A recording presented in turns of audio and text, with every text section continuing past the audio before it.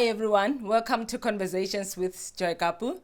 This is episode 9 and thank you so much for your support, and would like to welcome new subscribers, new viewers. Please subscribe if you haven't yet.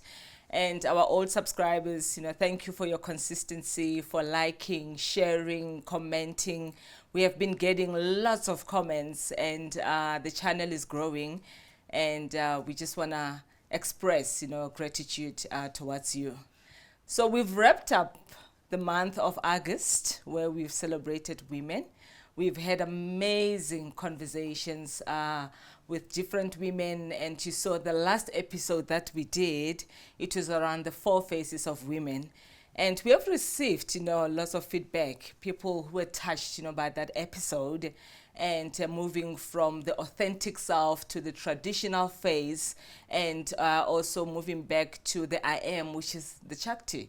And so many women saying that, we have been suffering in silence and we didn't know how to go back to the authentic self, and they have found meaning through that episode with Dr. Elmi, Sonia Stojavonik, and also with Michelle van Krienen.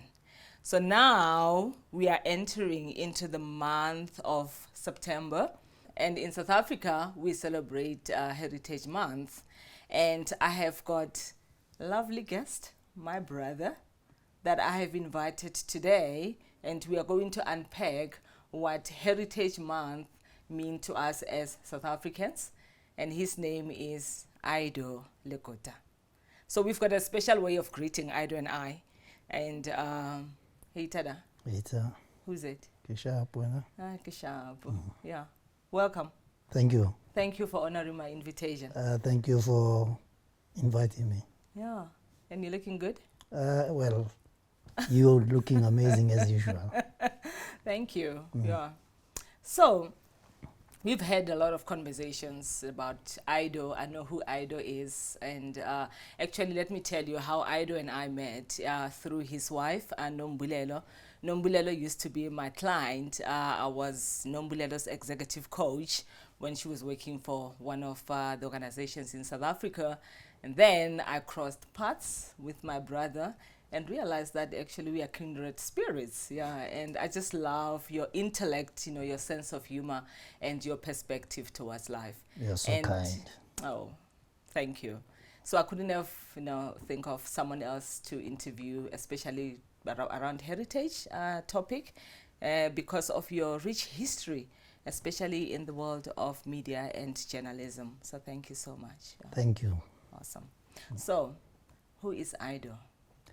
Ido Lekota is, I was born in Mpho 67 years ago. You're looking good, 67, yeah. Mm-hmm. I'm part of a family of 7 children. I'm the third born. Mm-hmm. I was born at a hospital in Polokwane, right? At that time, my parents lived in what they used to be called old location of Pietersburg. Okay. Yeah. And I was born there, but then my parents moved to a village about 40 km southeast of Polokwane, because my dad was a teacher and my mother was a nurse. So that's where I grew up. I grew up in a village called Gachweni. Mm-hmm. Yeah, that's where I had my primary education. Yeah. As I say, it was a village, mostly consisting of working class people. Yeah. And then I was, because my father and my mother were professionals, so I grew up in a relatively middle class family. Mm-hmm. Yeah. But in a rural setup. Yeah. Yeah. But because of that sort of middle class background, I got exposed to things like books at a very, very early age, right? And also, an element of cosmopolitan living, because as I say, the town was not very far from, it's about 40 km. So if there are things like circuses on town, my parents would take me there. So, you know, I got exposed to those kind of things, like movies, you know, we still go to the movies. And, but because also my father was a teacher, I got exposed to books at a very young age. Yeah. So I grew up in being like more of a nerd, you know, just reading books. Yeah. So I find it interesting. Thank you for that and introduction. Because when I look at your personality, you've got such a colorful personality, and I mean, one of the things that we share together commonly is we are avid readers, and being cosmopolitan as you are, would you say that what your childhood and influence and the core values towards the person that you are today? Yeah, I think my upbringing, yes, and I was fortunate because I grew up in a rural community where there was a lot of, you know,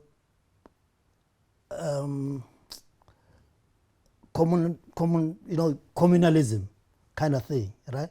Because, you know, rural communities, I mean, there's a lot of that communalism, you know, respect and, you know, Ubuntu and all those kind of things, right? So I was exposed to that in terms of African tradition, but also there was this issue that because I'm relatively middle class, I got exposed also to, you know, the cosmopolitan aspect of it. So, you know, there was that balance, you know. There was that balance. Awesome. So I understand African tradition. I grew up in a rural area, but I also, you know, was exposed to, you know. Yeah. And journalism, the love, does it come from reading from a young age? Well, indeed. I mean, I used to read a lot, you know. You know, when people of my age, like my siblings and, you know, people that I grew up with would be maybe playing soccer. You know, I was not a very physical person, you know. So I'd spend a lot of time, you know, just reading. Okay. You know, and so that's where it came from. But then I did my secondary education. I got my secondary education in Seshego at the township. I went and lived with my grandmother. Okay. Yeah. And then, so that's where now I got exposed to township life, you know, urban life and kind of thing. And then I went to boarding school for my matric. I went to boarding school at Mankweng, Teflop, because there was a high school there, boarding school called Widi High School. Yes. And again, Widi was one of the top, you know, schools around in that area. I remember. And because it was in the 70s and whatever, there were a lot of urban, you know, students who came there, you know, from, you know, urban areas, you know, people from Johannesburg, Pretoria and whatever. So it was, again, a very cosmopolitan environment, right? And on top of that, it was just, you know, next to the University of the North, right? So it was almost like our high school was a feeder to the university, you know, that kind of thing. That it was almost like automatic that, you're doing matric, then what next? Go to the University of the North. After that, you're going to go to university. And then it was called Teflop. Yeah, it was, So it was just there. And also we got exposed to a lot of students because they would come as trainee teachers, you know, to come and do practicals at our school, right? And because it was also close by, during weekends we go over to the university, you know, watch soccer, watch movies, you know, and also in some cases when there are cultural shows and for entertainment and whatever, we would go there. So again, we got exposed to that other world, you know, that kind of thing. Awesome. Yeah. So you've spent 13 years working for Sowetan, right? Is it 13 years? Yeah, if I'm not mistaken. It's over. Over 13 years. And now, I mean, our topic. I was just I had my phone here within the context of celebrating Heritage Month in South Africa. We spoke about this, you know, the other day, you know, when we had a Zoom meeting. and how you defined, heritage. Yeah. And I found it so powerful. Yeah. And I'm just thinking that I want to share this with the viewers so that we can unpack, what does heritage mean to you? Yeah, sure. And also, I mean, those lovely, beautiful stories, that you've shared with me, so that we can also share that with the viewers. So Ido, the other day, and he sent it to me. Now, I just want to share this with you at home or anywhere, parts of the world. He said that heritage is part of a nation's consciousness, which helps us to examine our history as well as traditions and enables us to develop an awareness about ourselves in terms of who we are and where we come from. I found this so loaded. That consciousness relates to our relationship with the past and how we collectively make sense of the past in the present. It is about how we became what we are and serves as a guidepost about our past and future existence as a nation. It is important because it is about our past, and our past is important because the decisions we make today are based on knowledge of what happened in the past. Having said that, it is also important to indicate that heritage is also a product of selection by society. Yeah. I love your writing. You're such a beautiful writer. I mean, I've read your articles, and when I went through this the other day, I paused and I said, wow, what a loaded definition of heritage. Please just take us through this. Well, that's my understanding of heritage, because look, I mean, heritage has got to do with it's non-material and material things about our past, and then we use that to sort of connect with who we are, that kind of thing. I mean, you can talk about monuments, you can talk about buildings and whatever, but I think the reason why we talk about celebrating heritage is because it's the essence of our consciousness as beings, as who we are. Yep. Right? As who we are. Yeah. I mean, and who are we? For example, let's take an example that we can say now that we are a new South African nation, right? We are a new South African nation which was built after 1994, right? Which comes from a history of a struggle, right? Which comes from a history of a struggle to be human. Because previously, we were living in a situation where we were made inhuman, right? So now we are part of this nation, this new nation, which came out of that struggle, but which was developed through a process of negotiation, right? Where contrasting parties came together and say, out of this, we're going to build a new South African nation, right? Now, when as a black person, I would say part of my heritage is that culture of resistance. Yeah. It's part of my heritage, right? Is that culture of resistance. But also as a black person, my heritage is that I'm part of a nation which was born out of, a process of negotiation and nation building, building a new nation, right? But the only way that I can say that is because of my consciousness, my consciousness of the consciousness of my history. Yeah. Yeah. And while we're still on that, the consciousness, like the other day we were talking about, we're celebrating Heritage Month, but again, it's important to pause and do some reflections. Yeah. Because within that, you're talking about contrast. There's a lot of stuff that happened. Yeah, sure. Because sometimes as human beings, we keep on repeating certain behavioral patterns that actually don't serve us collectively as a nation. Yeah. So before we even get to that, let's just unpack, because the word consciousness has been used quite a lot. I mean, for me, I'm all about expanding consciousness, you know, in humanity, which is that awareness as we evolve, you know, as a human species.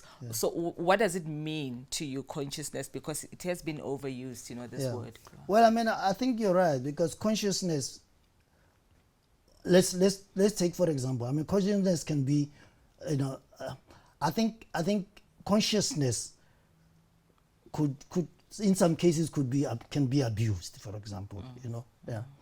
And I think when you say that it is important that we should reflect, is that for example, it is important, I mean, when we celebrate our heritage, it is important that we reflect, because if we could sit here and say part of our heritage, for example, is our history, isn't it?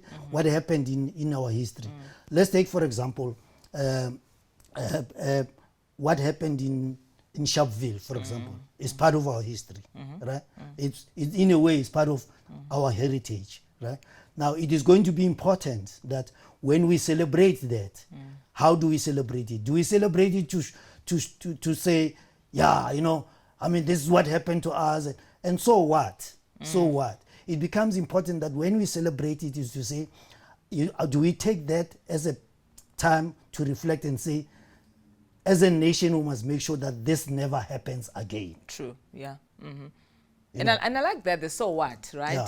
And going back to what I've said about repeating behavioral patterns, you know, collectively as a nation. Like, for instance, we spoke about the Marikana massacre that happened. Because for me, pausing and reflecting is, okay, this is what happened, you know, in Sharpeville. So we need, what can we learn from this, and what can we do, you know, different, you know, next time, like even the 1976, you know, because we've done a lot of work around that as well, that never ever, you know, to happen again. So how do we then shift, you know, those mindsets and behaviors as a collective to make sure that we learn from what happened in the past, so that, you know, we can choose consciously as we move forward? Well, I think what becomes important, right, it cannot just be like, we're celebrating our heritage. No, this is who we are. You know, it's because I think for us to benefit, you know, from our heritage, there must be some element of intentionality to use that heritage to bring change.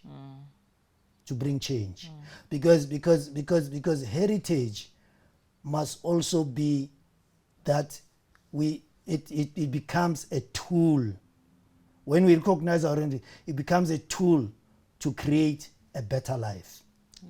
And I like the use of the word, you know, being intentional, you know, about it. You know, it's a deliberate act, right? It must not just be about, you know, we're going to a festival, we're celebrating, we're bragging, you know, and you know, so what? So there must be some intentionality to say that we tap into our heritage, you know. You know, one of the episodes we've had with Dr. Elmi, we're talking about diversity, inclusion, and the interdependentness, you know. So I'm just thinking that within the context of what you're talking about, you know, heritage and everyone thriving, that how do we integrate it, you know, so that as we reflect and then we move forward, you know, we also cognizant of the diversity, inclusion, and being interdependent. Well, diversity should serve as a strength. I mean, diversity, as I say, I mean, it depends on who recognizes diversity, right? And who uses diversity for what, you know? And diversity should, if you are going to say we're celebrating our heritage and want to use our heritage to build a nation, then diversity must also be a progressive tool, you know, to build that kind of a nation. You know, diversity should be strength, because you should tap into the strength of our diverse units. You know, tap into that to build a better nation. Let me give you an example. At the moment, there is the Tracker monument, right? Across. In fact, it's almost geographically eyeball to eyeball. There's East Vivivad, You know, that other that they did now, East Vivani, that the new monument, right? Which was done post apartheid to depict, you know, the new South African nation, right?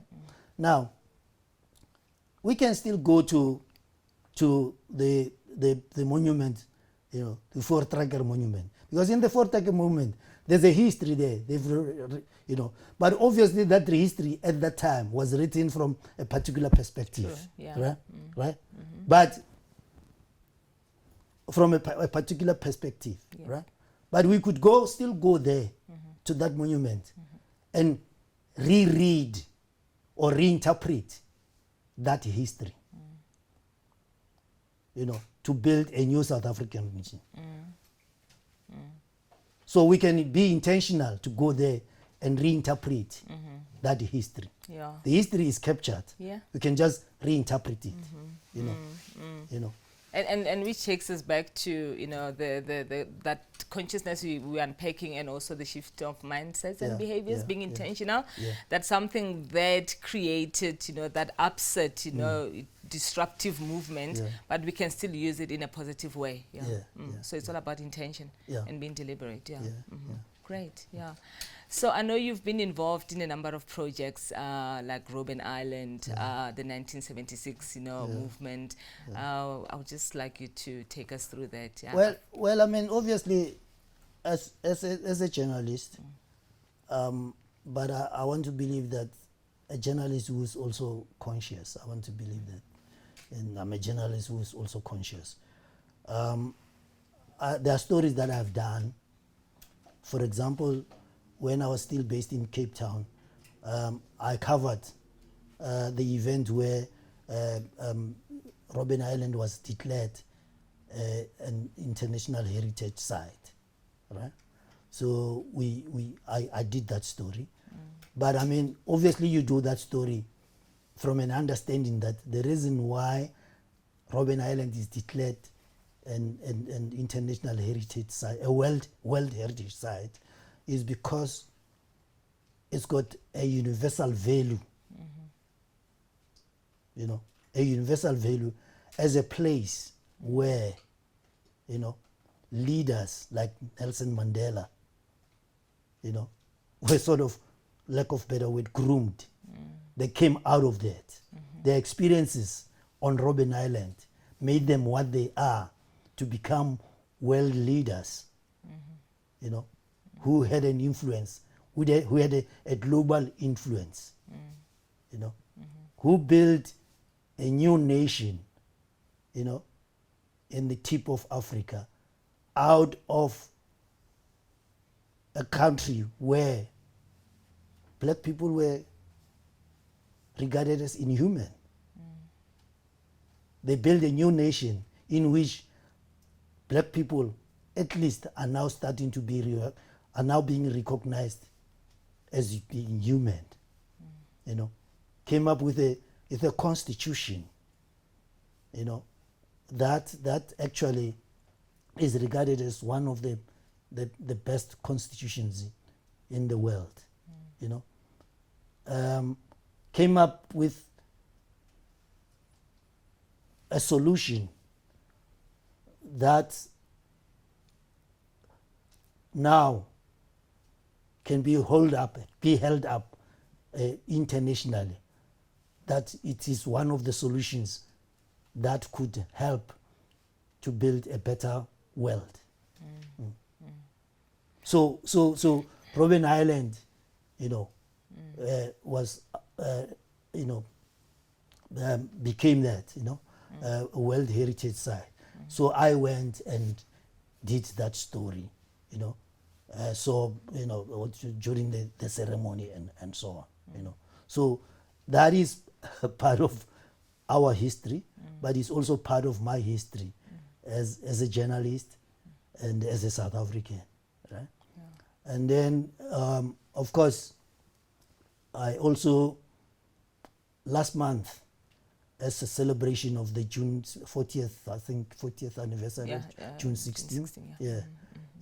I went back and did a profile of the, you know, some of the 1976 student leaders. How was it like for you? Yeah. Must have been Well, I mean, interesting, yeah. If you talk about 76, June 76, it's, I interviewed, for example, I was interviewing a gentleman called Thabo, and I was asking him, just telling me about what happened on 76. So he was a student leader,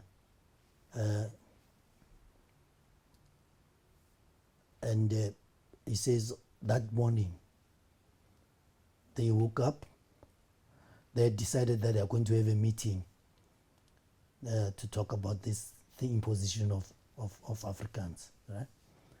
So he says to me, that morning I woke up, I'm just an ordinary student, right? Of course, he's a prefect or a student leader. We go to this meeting, right? And what happened. The cops stopped them, they shot at them and whatever.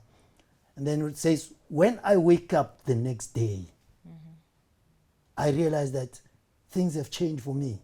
Wow. Yesterday, I was just a student leader, but today, there's this huge responsibility because it changed. It completely changed everything. There is this huge responsibility on my shoulders that now I'm leading a struggle. Yeah. I'm leading a struggle against the system of apartheid. It's so profound, hey? Yeah. Shows you that things can change, just like that. Yes. And it goes back to how you defined heritage as well. Yes. All of a sudden you're carrying this shoulder, this thing on his shoulder. That now, I must lead, this struggle. And they were teenagers. Yeah. They were teenagers. How was it like for you? I'm just curious, as Ido, as you were doing all those interviews with the leaders who emerged from the 1976 June 16 movement. No, obviously, because in a way I was part of that generation. In the 70s, as I say, 76 I was at high school, in boarding school at Wheatie. But after that, 79 I was at Teflop, and I was part of the SRC and SASO, as a student. So in a way, I saw them as comrades, and you must understand that when we were at Teflop at that time,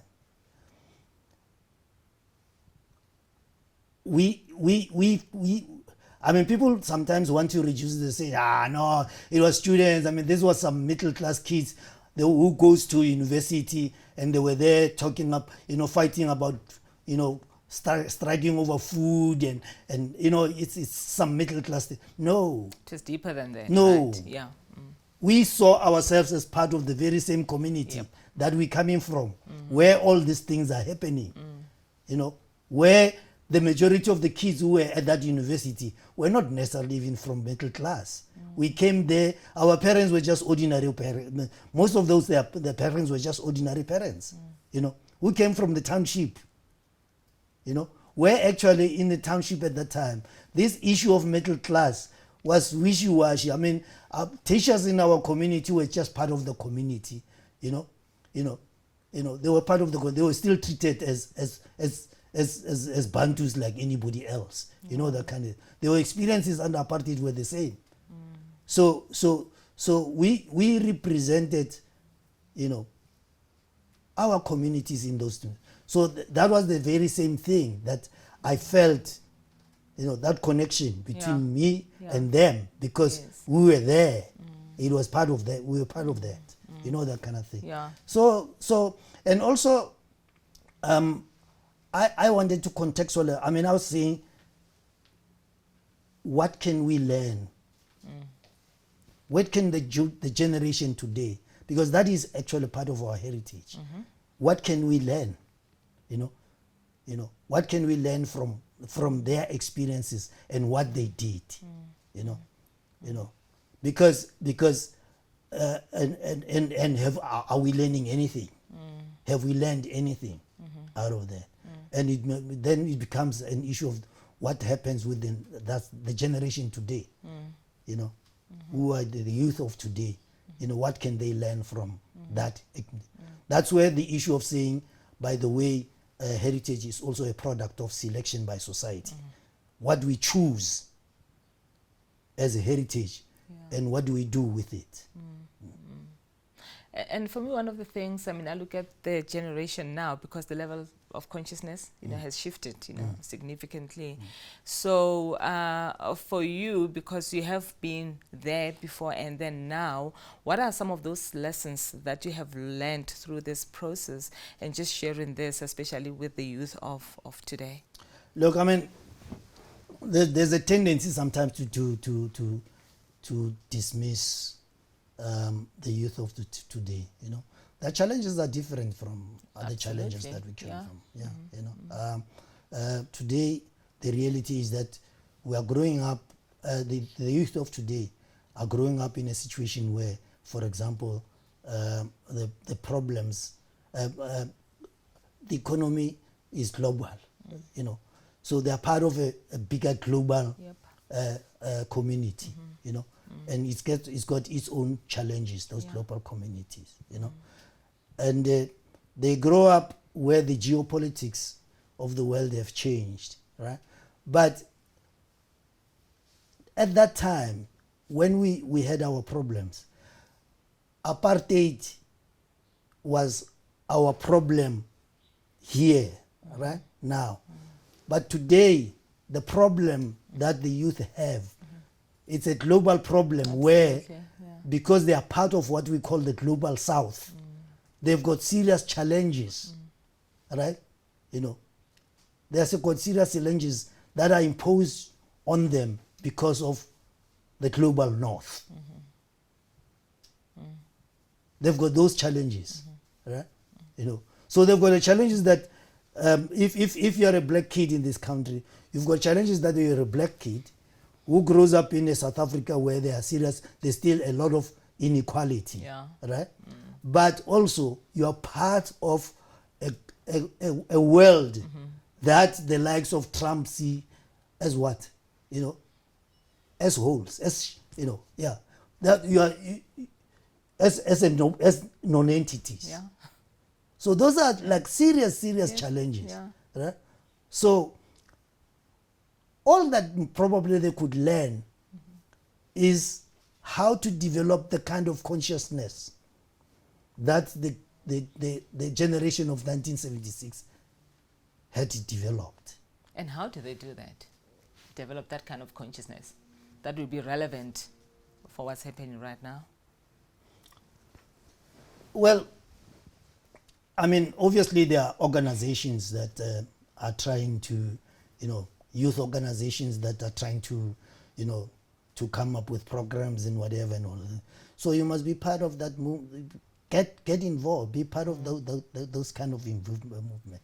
You know, while there are added disadvantages, the other advantage is that there's so much information. True.